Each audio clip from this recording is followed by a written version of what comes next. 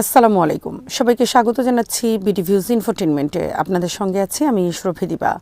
ইরানের ক্ষেপণাস্ত্র সক্ষমতার সাম্প্রতিক অগ্রগতি কোনো বিচ্ছিন্ন সামরিক ঘটনা নয়, বরং এটি মধ্যপ্রাচ্যের নিরাপত্তা কাঠামোর ভেতরে ঘটে চলা দীর্ঘমেয়াদী রূপান্তরের একটি দৃশ্যমান বহিঃপ্রকাশ। খোররামশাহ 4 ব্যালিস্টিক ক্ষেপণাস্ত্রের আনুষ্ঠানিক অপারেশনাল অন্তর্ভুক্তি এবং একই সঙ্গে বৃহৎ ভূগর্ভস্থ মিসাইল সিটি উন্মোচনের মধ্য দিয়ে তেহরান কেবল একটি নতুন অস্ত্র প্রদর্শন করেনি, বরং আঞ্চলিক ও বৈশ্বিক শক্তিগুলোর সামনে নিজের কৌশলগত দর্শন স্পষ্টভাবে তুলে ধরেছে। এই দর্শনের কেন্দ্রে রয়েছে প্রতিরোধ ও আক্রমণের মধ্যকার প্রচলিত বিভাজনকে অতিক্রম করে একটি সমন্বিত, সক্রিয় ও বহু স্তর বিশিষ্ট নিরাপত্তা ধারণা। আরও বিস্তারিত থাকছে ওয়াহিদ ফারুকীর প্রতিবেদনে।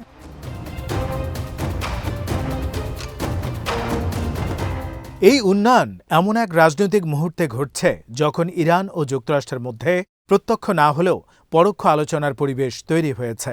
পারমাণবিক চুক্তি পুনরুজ্জীবনের সম্ভাবনা আলোচনায় রয়েছে এবং একই সঙ্গে মধ্যপ্রাচ্যের আঞ্চলিক শক্তিগুলো ইসরায়েল, সৌদি আরব, সংযুক্ত আরব আমিরাত, তুরস্ক নিজেদের নিরাপত্তা হিসাব নতুন করে কষছে। ফলে খোররামশাহ 4 কেবল একটি সামরিক প্ল্যাটফর্ম নয়, এটি একটি কৌশলগত বার্তা যা একযোগে সামরিক প্রতিদ্বন্দ্বী, কূটনৈতিক অংশীদার ও অভ্যন্তরীণ জনমত তিন পক্ষের কাছেই প্রেরিত।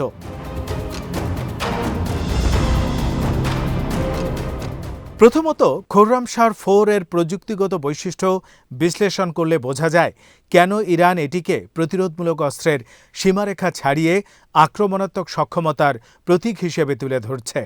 প্রায় 2000 কিলোমিটার পাল্লা ইরানকে মধ্যপ্রাচ্যের প্রায় সব কৌশলগত লক্ষ্যবস্তুকে আওতার মধ্যে আনতে সক্ষম হয়।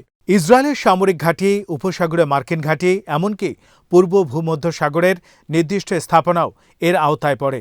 প্রায় 1500 কেজি ওয়ারহেড বহনের ক্ষমতা একে কেবল ধ্বংসাত্মকই নয়, বহুমুখী করে তুলেছে, যেখানে প্রচলিত বিস্ফোরক ছাড়াও বিভিন্ন ধরনের পেলোড ব্যবহারের শঙ্কা তৈরি হয়। তবে সবচেয়ে তাৎপর্যপূর্ণ দিক হল এর গতি ও ট্র্যাজেক্টরি। বায়ুমণ্ডলের বাইরে ম্যাক 16 এবং পুনঃপ্রবেশের সময় ম্যাক 8 গতির দাবি আধুনিক আকাশ প্রতিরক্ষা ব্যবস্থার মৌলিক কাঠামোকেই প্রশ্নবিদ্ধ করে। প্যাট্রিয়ট 3 কিংবা অ্যারো 3 মতো সিস্টেমগুলো মূলত নির্ভর করে আগাম শনাক্তকরণ, ট্র্যাকিং ও স্তরভিত্তিক ইন্টারসেপশনের উপর। কিন্তু হাইপারসনিক গতি, ম্যানুভারেবল রি-এন্ট্রি ভেহিকল এবং পরিবর্তনশীল ট্র্যাজেক্টরি এই প্রতিরক্ষা চক্রের প্রতিটি ধাপকে চাপে ফেলে। প্রতিক্রিয়ার সময় কমে গেলে সিদ্ধান্ত গ্রহণ ও ইন্টারসেপশনের সম্ভাবনাও নাটকীয়ভাবে হ্রাস পায়।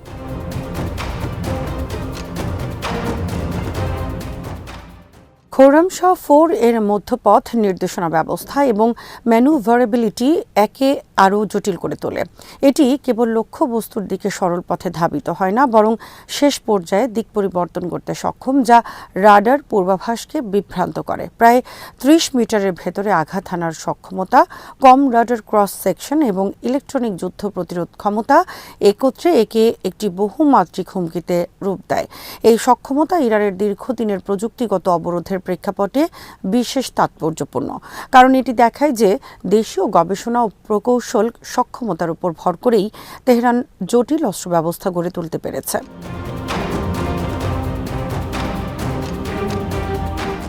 এই সামরিক অগ্রগতির রাজনৈতিক ও আদর্শিক বার্তাও সমান গুরুত্বপূর্ণ।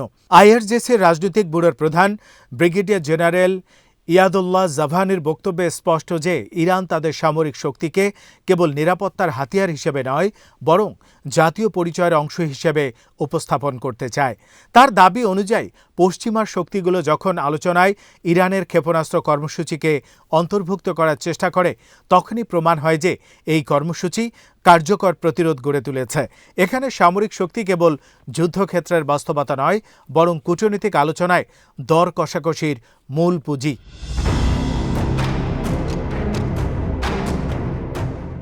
এই দৃষ্টিভঙ্গি 2025 সালে জুনে সংগঠিত 12 দিনের যুদ্ধের অভিজ্ঞতার পর আরও দৃঢ় হয়েছে।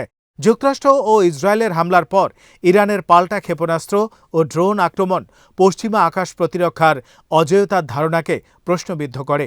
ইসরায়েলি সামরিক ও অবকাঠামোগত লক্ষ্যবস্তুতে আঘাত, কাতারের আল উদেইদ ঘাঁটির মতো উচ্চ মূল্যের মার্কিন স্থাপনায় হামলা এবং শত্রুপক্ষের যোগাযোগ ও লজিস্টিক নেটওয়ার্কে বিঘ্ন সৃষ্টি, এসব ঘটনা ইরানি সামরিক নেতৃত্বকে নয়, বরং শত্রুর পরিকল্পনাকে ব্যাহত করার সক্রিয় সামর্থ্য। এই যুদ্ধের মানবিক মূল্য ছিল বিপুল। ইরান উল্লেখযোগ্য প্রাণহানি ও অবকাঠামোগত ক্ষতির সম্মুখীন হয়েছে, কিন্তু সামরিক ও কৌশলগত দৃষ্টিকোণ থেকে এই সংঘাত তাদের নতুন মতবাদ গঠনের ভিত্তি হয়ে উঠেছে। এখান থেকেই অফেন্সিভ ডক্ট্রিন বা আক্রমণাত্মক মতবাদের ঘোষণা আসে। জেনারেল আব্দুল রহিম মুসাভির ভাষায়, এটি আর নিছক প্রতিরক্ষা নয়, বরং এমন এক সক্রিয় প্রতিরোধ যা শত্রুপক্ষের উদ্যোগ নেয়ার আগেই তাদের পরিকল্পনাকে অকার্যকর করে দিতে পারে।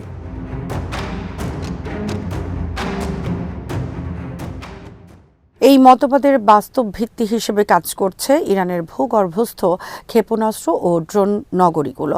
শত শত মিটার গভীরে নির্মিত এসব স্থাপনা প্রি অ্যাম্পটিভ স্ট্রাইকের ঝুঁকি কমায় এবং ইরানকে একটি অদৃশ্য প্রস্তুতির অবস্থায় রাখে।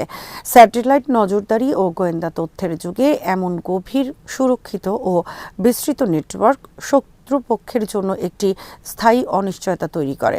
কতগুলো লঞ্চার সক্রিয়, কোথায় সেগুলো অবস্থান করছে এবং কখন সেগুলো ব্যবহার করা হবে, এই প্রশ্নগুলোর উত্তর অনিশ্চিত থাকাই ইরানের কৌশলগত সুবিধা।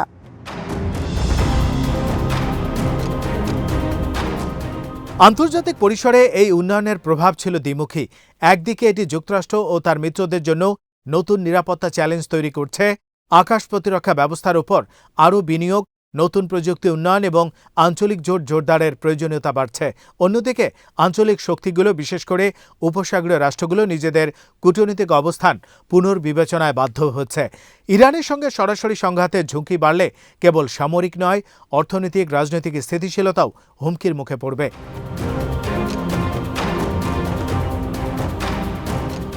নিউ ইয়র্ক টাইমস প্রকাশিত স্যাটেলাইট ছবিতে ক্ষতিগ্রস্ত ইরানি স্থাপনা দ্রুত মেরামতের দাবি ইরানের স্থিতিস্থাপকতা ও পুনরুদ্ধার সক্ষমতার দিককেই ইঙ্গিত করে। এটি দেখায় যে তেহরান শুধু আঘাত সহ্য করা নয়, দ্রুত পুনর্গঠন ও অভিযোজনের সক্ষমতাও গড়ে তুলছে। আধুনিক যুদ্ধে এই সক্ষমতা অত্যন্ত গুরুত্বপূর্ণ, কারণ দীর্ঘমেয়াদী সংঘাতে টিকে থাকার ক্ষমতাই শেষ পর্যন্ত কৌশলগত ফলাফল নির্ধারণ করে। সব মিলিয়ে খুররাম শাহর 4 এর মোতায়েন ইরানের সামরিক সক্ষমতার একটি গুণগত পরিবর্তনের প্রতীক। এটি প্রমাণ করে যে তেহরান কেবল প্রতিরোধ সীমাবদ্ধ থাকতে চায় না, বরং প্রয়োজনে দ্রুত, ব্যাপক ও অপ্রত্যাশিত আঘাত হানার সক্ষমতা ধরে রাখতে চায়। এই বাস্তবতা মধ্যপ্রাচ্যের নিরাপত্তা পরিবেশকে আরও জটিল করে তুলবে। ভবিষ্যৎ কূটনৈতিক সমীকরণে সামরিক শক্তির ভূমিকা আরও স্পষ্ট হয়ে উঠবে এবং ইরানের ক্ষেপণাস্ত্র কর্মসূচি কেবল আলোচনার একটি বিষয় নয়, বরং আঞ্চলিক রাজনীতির কেন্দ্রীয় উপাদান হিসেবে প্রতিষ্ঠিত হবে।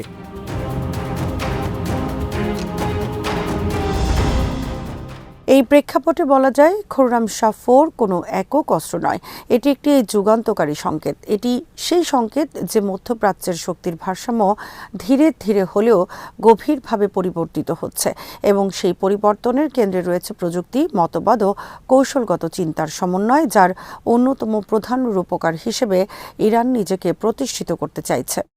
আজ এখানেই শেষ করছি। সমরাস্ত্র, প্রতিরক্ষা ও কূটনীতির নানা তথ্য জানতে চোখ রাখুন বিডিভিউজ ইনফোটেইনমেন্টে।